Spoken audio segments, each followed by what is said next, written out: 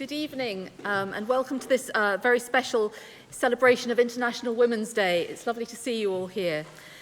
So I'm Susan Harrison and I'm a Fellow and Development Director at Lincoln College. And on behalf of Lincoln and of Torch and of the music faculty here in Oxford, I'm really delighted to introduce Dr Samantha Ege, who will be giving this lecture recital on the life and music of African-American composer Florence Price.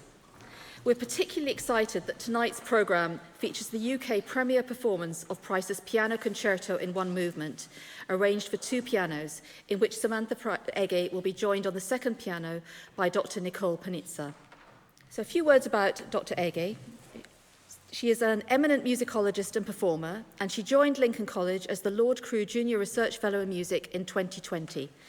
She holds a PhD in musicology from the University of York and a BA with honours in music from the University of Bristol. And in only 2 years here, she has already made a major contribution to the study and performance of music in Oxford, in particular by continuing her work as a leading interpreter and scholar of African-American composers and other composers from underrepresented backgrounds.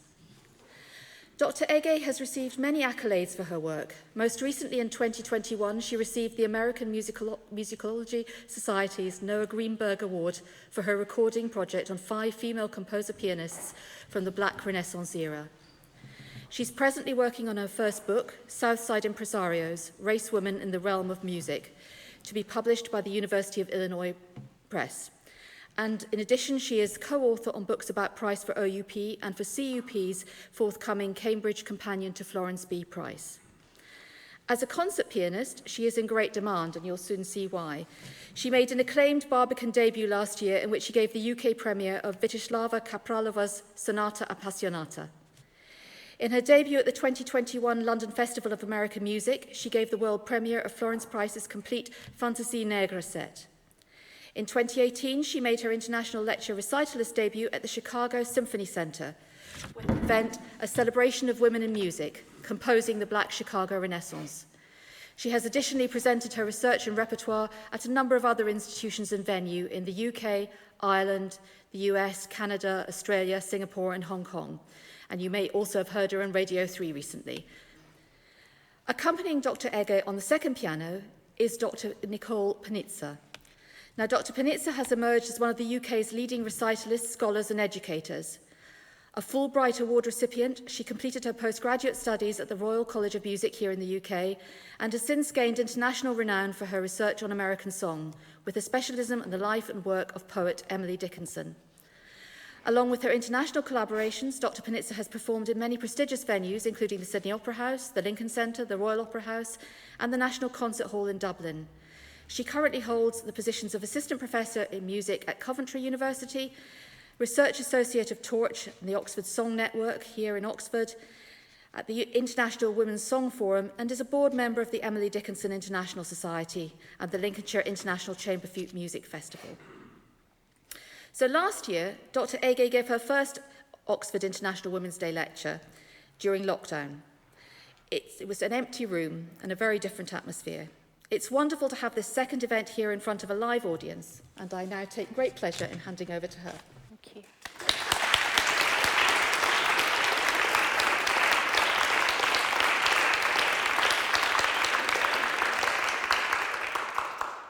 Thank you, Susan, Lincoln College, Lord Crewe's Charity, Torch, the music faculty, and everyone here today for joining us in celebration of International Women's Day.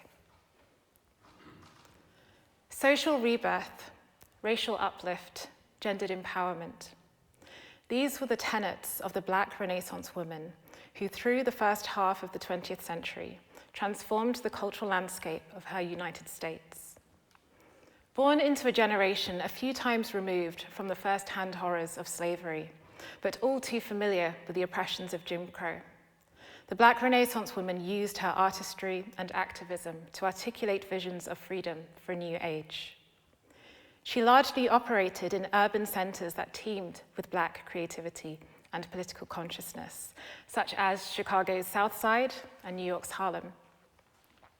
Her piano playing filled the civic spaces of her people, sounding hope and inspiration for the Black communities to which she belonged. What's more, her concertos and symphonies upended segregated concert halls, commanding space in the classical mainstream. The music of the Black Renaissance woman composer encompassed romantic concertos in 2 piano arrangements, which allowed her to showcase her virtuosity and mastery of large-scale composition where access to orchestras was limited. Impressionistic sketches that blend classical forms and modern techniques.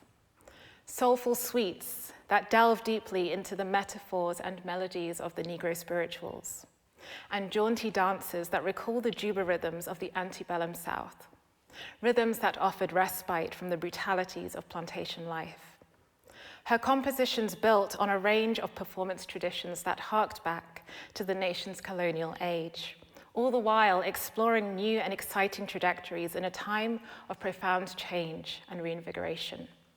The cultural breadth of the Black Renaissance woman's influence and the creative depth of her craft remain undeniable.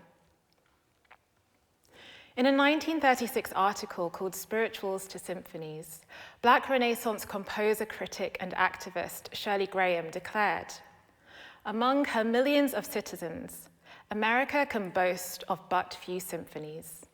Delightful piano pieces, songs, marches, yes, but very, very few symphonies." Graham's article then went on to trace the musical developments of Black Americans, from the poignant Negro spirituals of the enslaved to newly emerging orchestral works by Black Renaissance composers, works that keenly cited African American folk traditions and classical forms. Shirley Graham marveled at the progress that had been made, particularly amidst the unfavorable social conditions that beset Black classical artists. Conditions that ranged from a lack of financial resources to exclusion from mainstream concert halls and conservatoires. It is therefore hard to miss the tone of entwined celebration and wonderment, as Shirley Graham remarked. Spirituals to symphonies in less than 50 years. How could they attempt it? And one of these symphonists is a woman, Florence Price. Through the 19th century and into the 20th, it was widely believed that women, as musicologist Douglas Shadle documents, were incapable of composing in larger forms. As scholar Teresa L. Reed observes, quote, "Misconceptions about the intelligence of white women and African Americans created a virtually insurmountable barrier for any Black woman aspiring towards serious composition in the 1800s. In the 20th century, this barrier would succumb to Florence Price, the first Black female composer of distinction," end quote. Indeed, Price struggled in later life to garner widespread support. She sought out conductor Serge Koussevitzky of the Boston Symphony Orchestra and initiated correspondence with him in the wake of her Chicago Symphony debut, which we will delve into a bit later. Koussevitzky, much like conductor Frederick Stock of the Chicago Symphony, was known for championing and commissioning works by American composers. However, Price's letters to Koussevitzky spanned from 1935 to 1944 and amounted to nothing more than the conductor examining her scores. Her letter on the 5th of July, 1943 began, "My dear Dr. Koussevitzky, to begin with, I have 2 handicaps, those of sex and race. I am a woman and I have some Negro blood in my veins. Knowing the worst, then, would you be good enough to hold in check the possible inclination to regard a woman's composition as long on emotionalism, but short on virility and thought content, until you shall have examined some of my work? As to the handicap of race, may I relieve you by saying that I neither expect nor ask any concession on that score. I should like to be judged on merit alone, the great trouble having been to get conductors who know nothing of my work to even consent to examine a score." While we cannot be sure that Price's scores were ultimately rejected on the basis of her gender and/or race, it still remained that during her lifetime, Price's orchestral works were not performed in Boston, a city that meant a great deal to her, as this is where she studied as a teenager at the New England Conservatory. Price revealed in her letter to Koussevitzky that she was, quote, woefully lacking in the hardihood of aggression, end quote, and that her letter was a victory against what she described as her hounding timidity. The struggle of self-advocacy comes to the fore, but Price was also contending with her position in the classical mainstream as a lesser-known composer, especially beyond the Midwest. In Boston, Price lacked the kind of creative, intellectual, and uplifting ecosystem that she had in Chicago, which no doubt added to the handicaps of sex and race. Conversely, Price's music interacted heavily with her Chicago and the city's own Black Renaissance. Price's musical journey began in her home of Little Rock, Arkansas. Her first music teacher was her mother, Florence Irene Smith, a soprano and concert pianist. From 1903 to 1906, Price studied at the New England Conservatory of Music in Boston and earned a double major in piano pedagogy and organ performance. She returned to the South after completing her studies. Contrasting Price's return to the South with her migration to the Midwest in 1927 reveals a definite shift in the nature of Price's compositional output and the narrative that surrounded her creative endeavors. Pre-1927, Price's works largely matched the delightful piano pieces and songs of Shirley Graham's description. The surrounding narrative situated Price more within her domestic and pedagogical roles as a wife, mother, and teacher, and less within an artistic cohort. Once she moved to Chicago, however, the scale of Price's works grew in tandem with the opportunities that she encountered. Here, primary sources affirm a life and career that were rich in fellowship and support. I interpret this salient shift as being in dialogue with the Black, collectively authored cultural rebirth that redefined the parameters of African American lives across the United States, and thus redefined the parameters of success. Price's arrival in Chicago coincided with the burgeoning transformations of a sweeping Black Renaissance. The Black Chicago Renaissance rivaled the cultural contributions of Harlem, yet maintained its own distinctiveness as a result of the specific ways in which Black Chicagoans, both newly arrived and previously settled, engaged in geographically grounded, intellectually vitalized, and artistically inspired methods of self-actualization and collective uplift. This activity emanated from the Black Belt, which sociologists St. Clair Drake and Horace Caton depicted in their 1945 study as Chicago's Black metropolis, a city within a city, a narrow tongue of land, 7 miles in length and 1/2 miles in width. With the Loop and its commercial high-rises to the north, white working-class neighborhoods to the west, and more affluent populations to the east begirding this narrow tongue of land, the Black Belt gradually extended southward. However, beneath the surface of Chicago's expanding south side were, as Drake and Caton described, patterns of life and thought, attitudes and customs that resisted the restrictive psychology of the Black Belt and embraced the unfettered promise of the Black metropolis.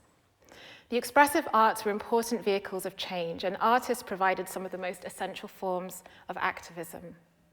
Historian Darlene Clark Hine explains that, quote, artists comprise the vanguard of the struggle to fashion new expressive sites for contesting racial, class, and gender hierarchies and reshaping public culture, end quote. Numerous women were actively involved in these reshapings.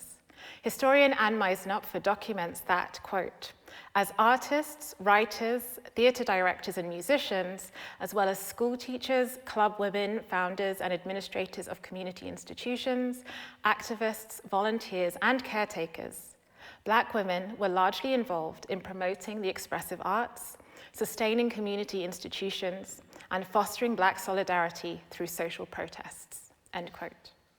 This was the environment in which Price moved during her ascent to become the first nationally recognized Black female symphonist. The 15th of July, 1933, saw the Chicago Symphony Orchestra give the world premiere of Price's award-winning Symphony No. 1 in E minor, conducted by Frederick Stock. Price's colleague, a prominent Black society woman, civic leader, and former concert artist named Maud Roberts George, entered a contract with Stock to ensure that this historic performance would come to fruition. Mrs. George, who was at this time president of the National Association of Negro Musicians, the most influential organization of Black classical musicians in the United States, paid $250, around $5,000 in today's money, to secure this historic performance. The subsequent premiere led to Price's recognition as the first African-American woman to have a symphony performed by a major national orchestra.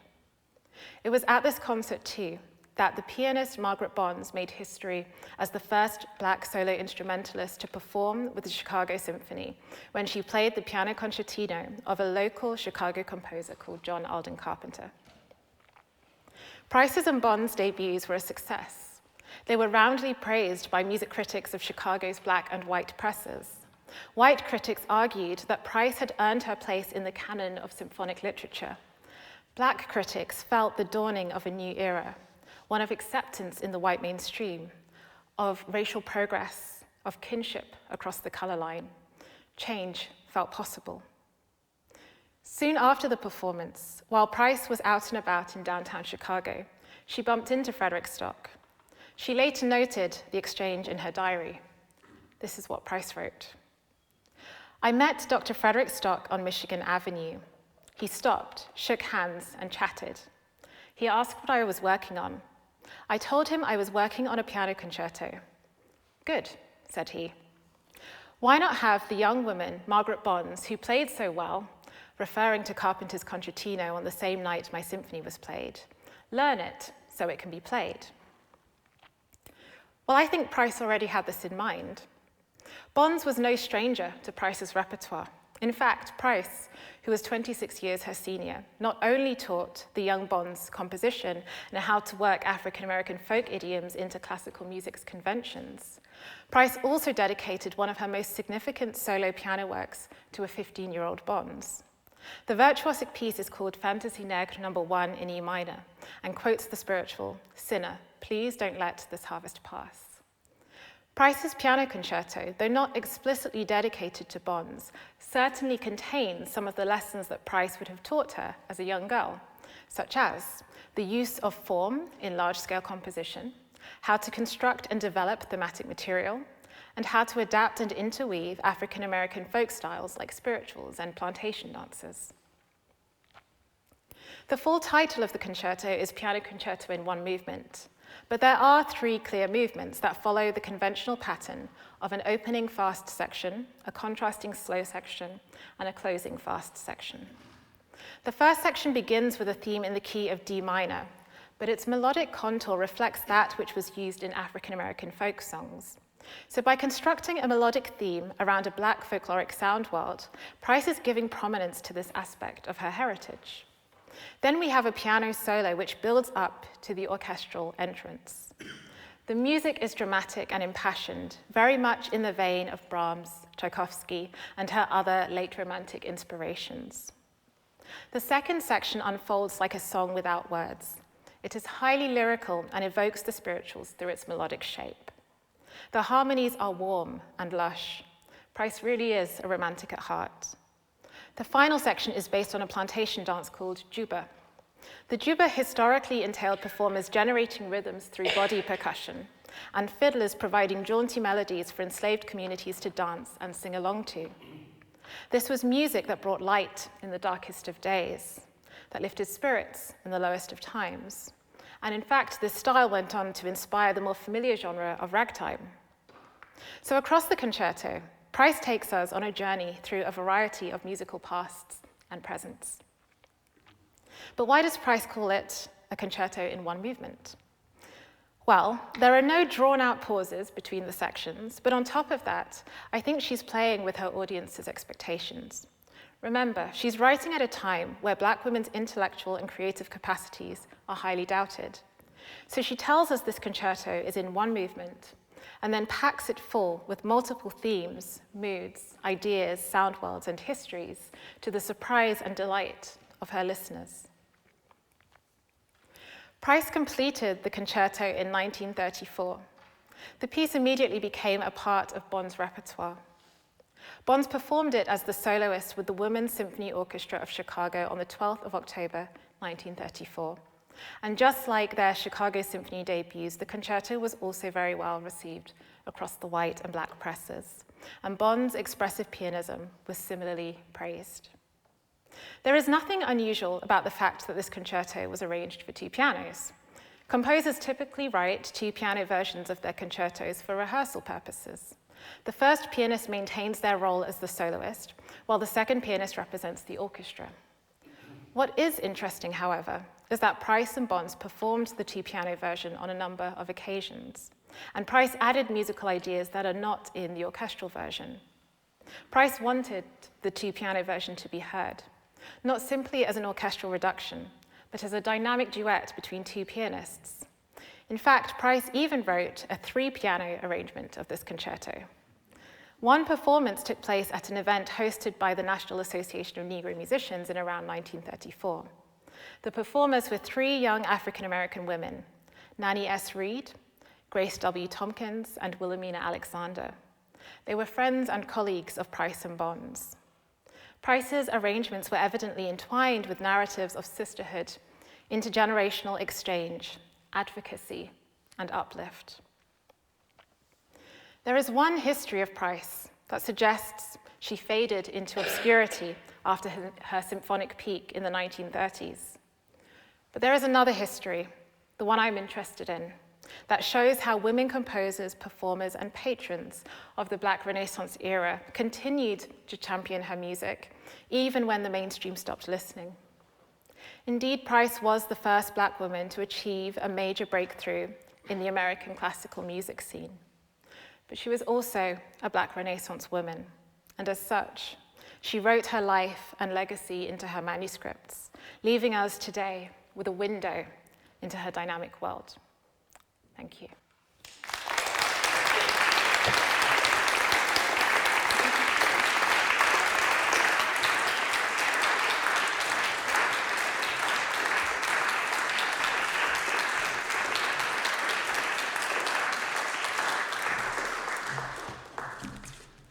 So Dr. Ege and Dr. Panizza will be back in a couple of minutes to start the performance. And that gives me a moment to just tell you about Dr. Ege's recording career. She has released 3 albums. Her debut was in May 2018 with Wave Records called For Women, Music for Solo Piano by Florence Price and various others. And that was followed last year by her critically acclaimed second album, Fantasy Negra, which is this one here, the piano music of Florence Price, published with Lorelt. Her third album, also with Lorelt, is called Black Renaissance Women and very much covers what she's just been talking about, and it's released this month. Now, we have a very few advanced copies available to purchase later, and you're very welcome to pay cash only out at the reception when you leave if you're interested in doing that. I think we have 5 copies of this one, and those are the only copies available until the further release comes. Finally, two further things. Dr. Ege is very happy to answer questions after she's done her performance with Dr. Panizza. And finally, we hope you will join us for a short drinks reception back at Lincoln College. And my colleague and I will be happy to show you the way if you're not sure where to go. Thank you very much.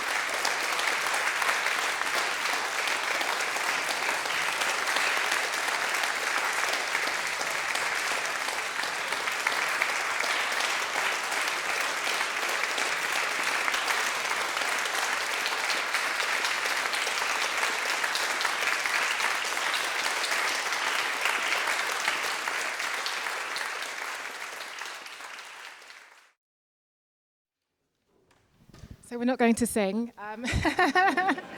but we're very happy to take some Q&A or to hear any reflections that you have on the music and the context that you had.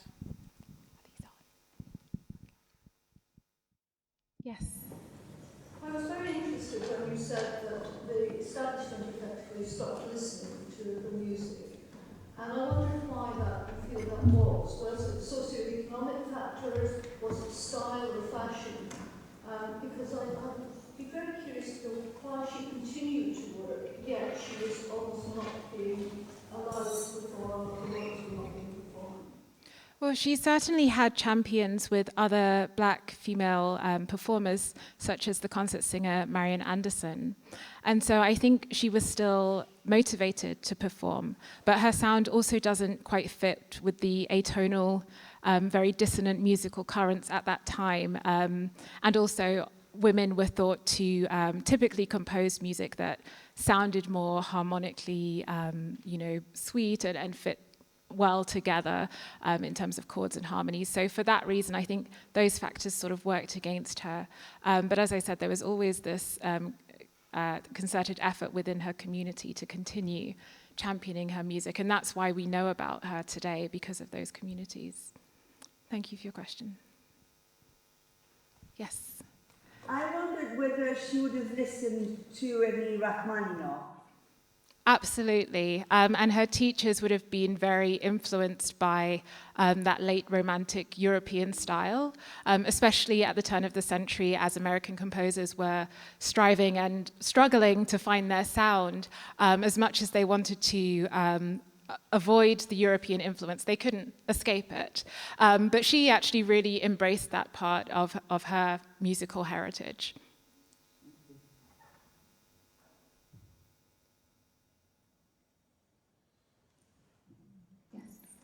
Very simple question, but I'm incredibly curious. For you, what is the most enjoyable part of that concerto to play? I think the last movement. The first is, as you can hear, it's very tense. There's a lot of build-up, and it's emotionally quite stressful. And then by the time we get to the final movement, I think we can really have fun with that. So yeah. Thank you.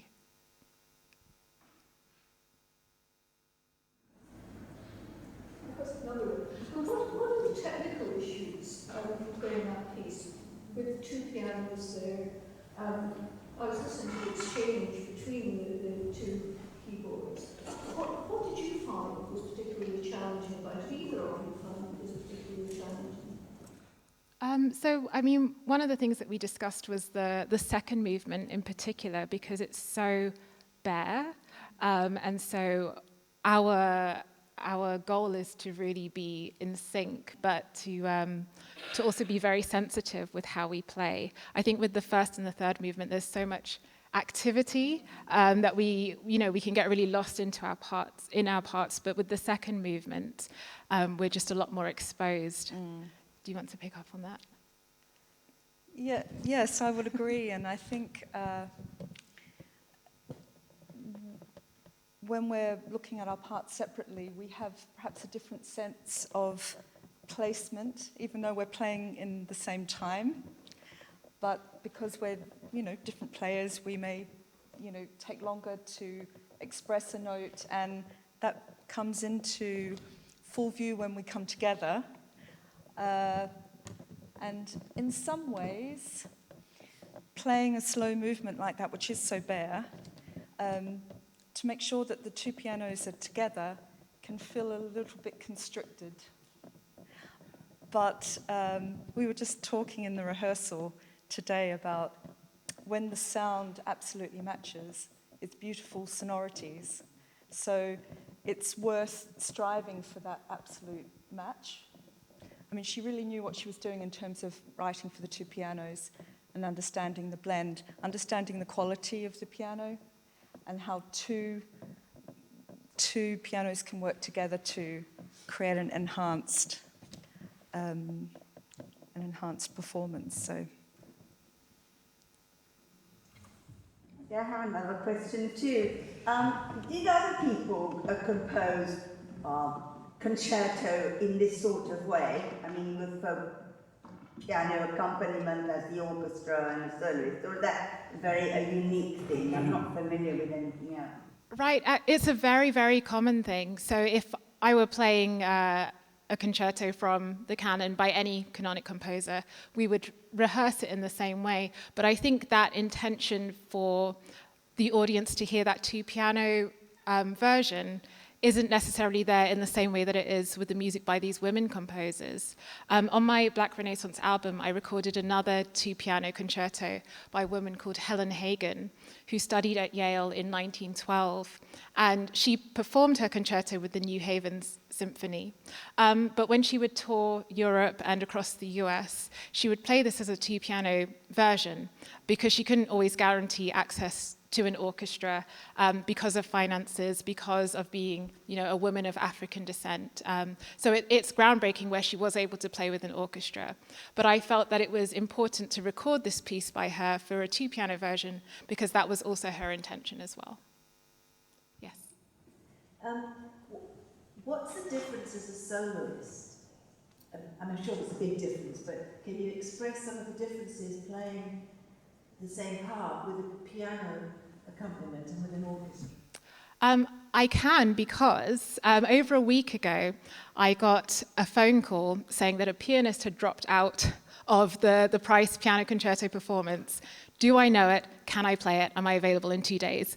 Well, the answer was yes. But as you can imagine, it was very unexpected. I thought this would be my first performance of the concerto in the UK.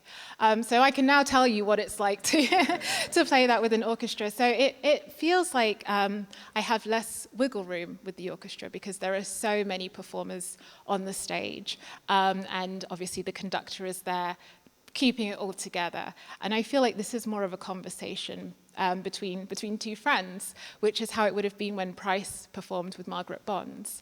And I like the experience of both, actually. There is, you just feel very powerful with an orchestra behind you, but there is something a lot more intimate and conversational with playing the two-piano version. So I don't have a preference, but I hope I get to continue to do both, and with a lot more notice for the orchestral one. Well, actually, can I ask another one? Oh, sure. Sorry. I'm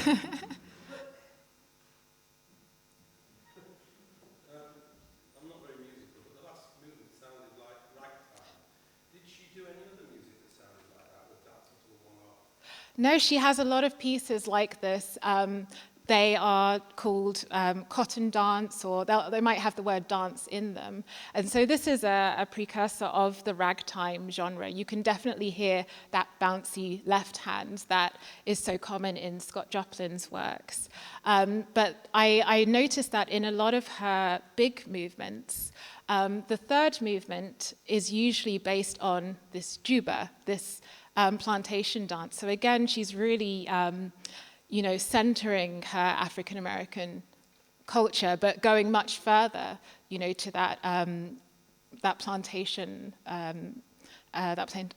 dance and influence. Thank you.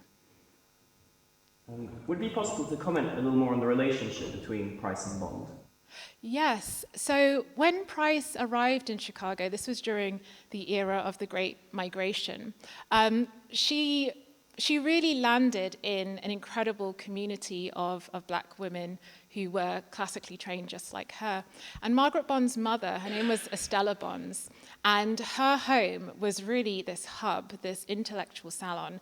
If you were passing through Chicago as an African-American artist, politician, whatever it was, you likely couldn't stay in the hotels downtown, so you'd probably stay at the Bonds family home. So Margaret Bonds is just absorbing this incredibly rich climate through everyone that passes through her home.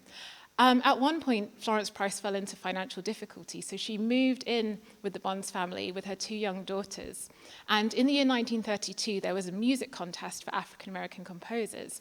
And this is where Price wrote her award-winning Symphony No. 1 in E minor. That's the piece that won the award. But there's this beautiful scene that Margaret Bonds describes where Price is copying out the parts for this orchestral piece. And every black musician in Chicago who could write a note, to quote Bonds, comes round to the Bonds family home. They're at the dining room table, manuscript paper is all over the place, and they're just helping Price to meet that deadline. So it's an incredible relationship. Thank you.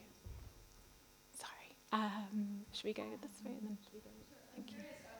I'm curious whether Price ever engaged with choral music or with choral music given the rich American choral tradition. She absolutely did. I can say, obviously, my work is very piano-centric, but she does have a lot of choral music, and in the Cambridge Companion, actually, that I'm currently co-editing, we will have a section on the choral music and the various vocal works that she did. But luckily, more of those are being performed, and hopefully more will be recorded as well. But yes, there's definitely a lot out there.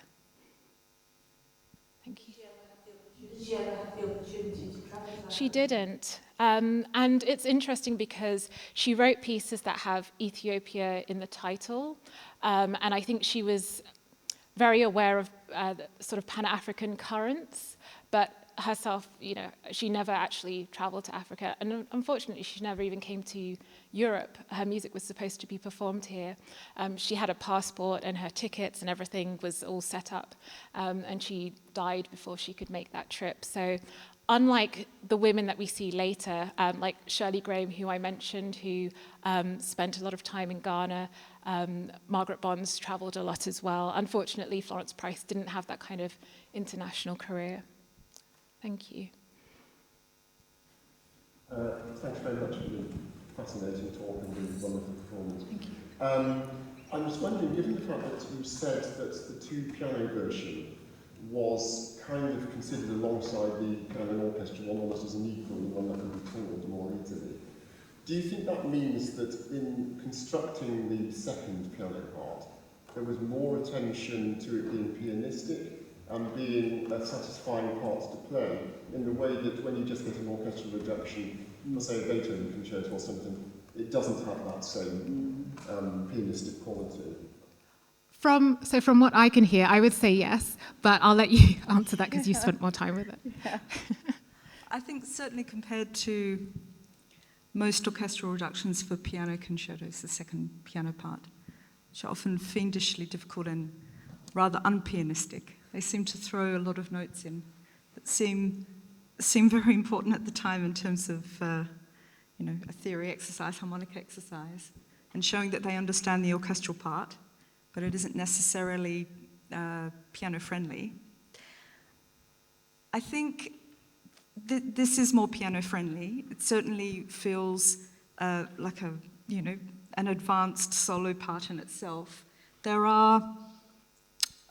are some sections that feel orchestral, so it required a small amount of editing, especially at speed in the third movement.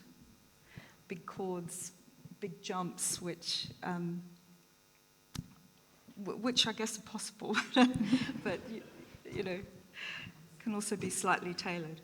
But I think essentially, it's very intelligent writing in the second piano part, and most of the time it feels very comfortable. So it feels satisfying to play. I would just also like to add that Nicole is playing from Price's handwritten manuscript from the archives in Arkansas, because we're still not at the stage where all of this music has been published. And so on my previous album, almost everything that I played was from Price's own hand. And so that adds an extra layer of difficulty because you're trying to understand their handwriting, which can be a bit challenging. And she's very neat. She is, but she has a few quirks. A few quirks. You feel like maybe she was in a hurry to get on to the next note. So it's, But essentially, it's very clearly laid out, well designed, and and structural. So it was a clear map, really. Yeah.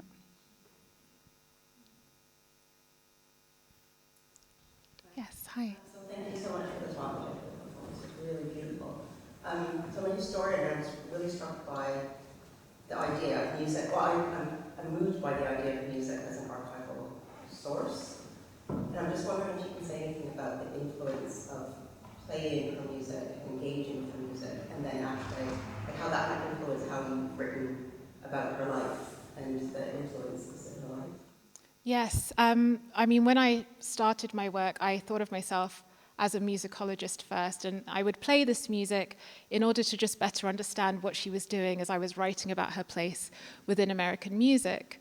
And then I started performing her music at academic conferences and found that there was real dialogue between what I was writing about and then being able to play that music.